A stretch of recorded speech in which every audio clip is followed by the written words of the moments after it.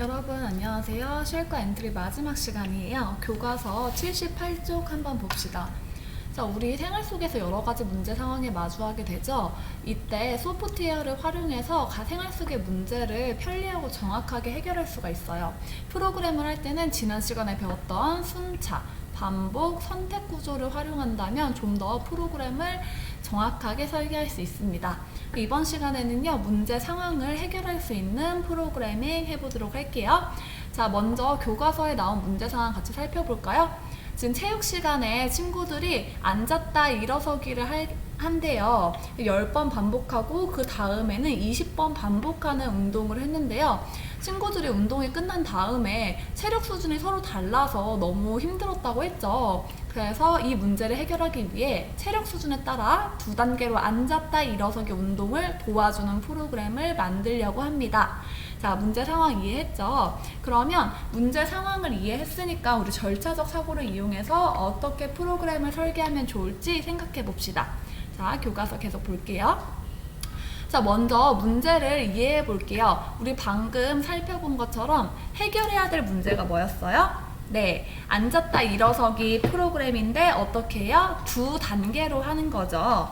2단계로 앉았다 일어서기 운동을 도와주는 프로그램을 만들려고 합니다. 운동 동작은 당연히 앉았다 일어서기고요. 운동 반복 횟수는요, 체력이 좋은 친구들은 20번, 그리고 체력이 조금 좋지 않은 친구들은 10번으로 하는 걸로 반복하려고 해요. 그리고 동작은 아까 선생님 말풍선에서 말한 것처럼 호루라기 소리로 하려고 합니다.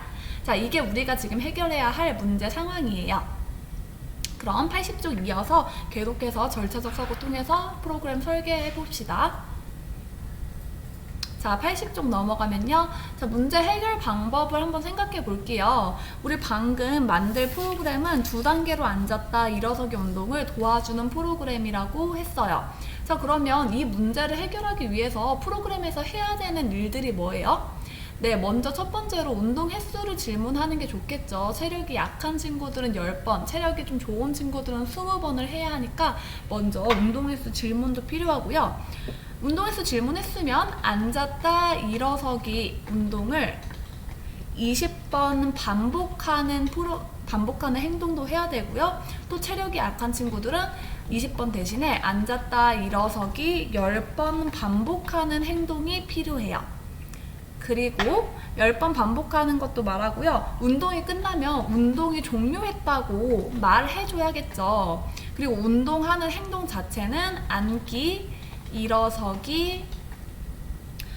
일어서기로 이루어지니까 이 2가지 행동도 들어가야 되고요. 우리 호루라기 신호에 맞춰서 동작을 구분한다고 했어요. 그러면 호루라기 부는 것도 프로그래밍에 들어가야겠죠. 그리고 친구들 운동 다 끝났으면 잠깐 엔트리봇이 기다려주는 행동도 들어가야 해요. 그래서 문제를 해결하기 위해서 이 작은 일들로 해결 방법을 한번 나눠봤어요.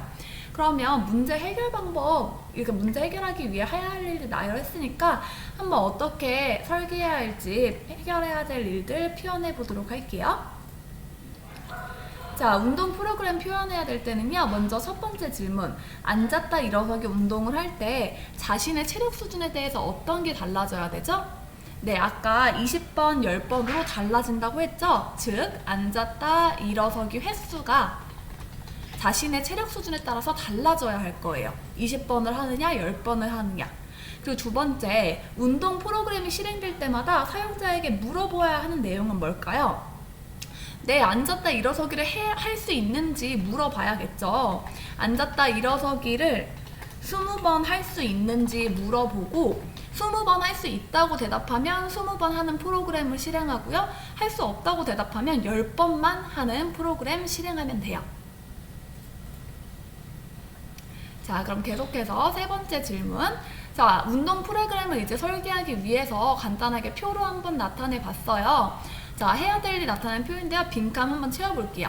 운동 프로그램은 이런 절차로 설계가 될 건데요. 먼저 시작을 하고 나면요. 어떤 질문 해야 되죠? 네, 위에서 말한 것처럼 앉았다 일어서기를 20번 할 수 있는지 물어봐야겠죠. 이렇게 처음 시작할 때 물어본 다음에 여기서 사용자가 예라고 대답할 경우에는 앉았다 일어서기를 20번 반복을 해주고요. 앉았다 일어서기 20번 할 수 없다고 대답한다면 20번 대신에 10번 반복해 줄 거예요. 그리고 운동이 끝난다면 프로그램이 종료가 되겠죠. 자, 우리 이건 지금 어떤 구조예요? 지난 시간에 배운 것 중에서? 네, 조건이나 특정 상황에 따라서 명령어가 달라지는 선택 구조죠. 지금 이 3번 질문하고 묻는 거는 선택 구조로 이루어져 있어요. 자, 여기까지 잘 따라오고 있죠.